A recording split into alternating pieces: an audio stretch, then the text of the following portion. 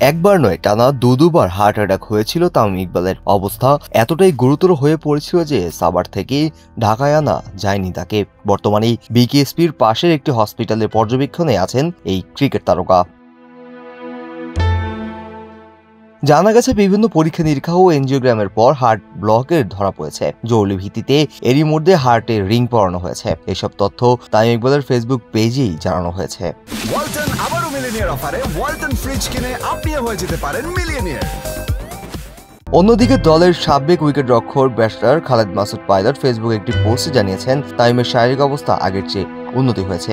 চিকিৎসকরা বলছেন একই কথা। তামিমের চিকিৎসক জানিয়েছেন 100% ব্লক থাকায় তাকে ঢাকা নেওয়া সম্ভব হয়নি, তবে তিনি এখন আশঙ্কামুক্ত। চিকিৎসকদের পর্যবেক্ষণে আছেন। আজ বিকেএসপি 3 নম্বর মাঠে চলছিল ডিপিএল এর 8ম রাউন্ডের ম্যাচ। শাহিনপুকুর ক্রিকেট ক্লাবের বিপক্ষে ম্যাচটিতেই হার্ট অ্যাটাকের শিকার হন তামিম ইকবাল। অবস্থা গুরুতর হওয়ায় মোহামেডান স্পোর্টিং ক্লাবের অধিনায়ককে দ্রুতই হাসপাতালে নেওয়া হয়। এর আগে অসুস্থ হয়ে পড়ে তামিমকে নিতে হেলিকপ্টার আসে, কিন্তু পরিস্থিতি ভালো না হওয়ায় পাশেই থাকা কেপিজে স্পেশালাইজড হসপিটাল ও নার্সিং কলেজে চিকিৎসার জন্য নেওয়া হয় তামিমকে। সেখানেই চলে তার চিকিৎসা।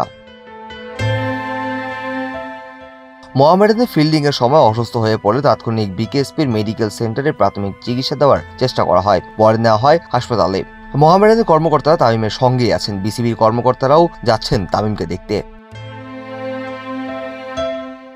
হাসপাতালে তামিমের স্ত্রী আয়েশা সিদ্দিকা, বড় ভাই নাফিস ইকবাল সহ পরিবারের সদস্যরা উপস্থিত রয়েছেন। তামিমকে দেখতে হাসপাতালে পৌঁছেছেন বিসিবির সভাপতি ফারুক আহমেদ। এর আগে তামিম অসুস্থতার খবরে 19তম বোর্ড সভাও স্থগিত করে বিসিবি।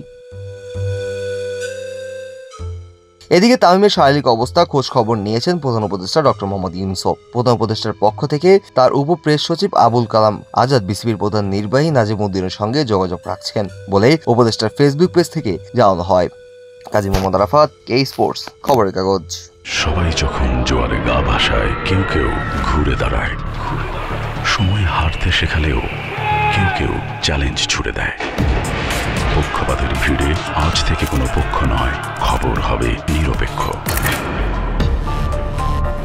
বানোয়ার তথ্যবাদ, খবর হবে নিখাদ। ভেঙে গুজবের শিখ, খবর হবে নির্ভীক। এলো খবরের কাগজ, নিখাদ, নির্ভীক, নিরপেক্ষ।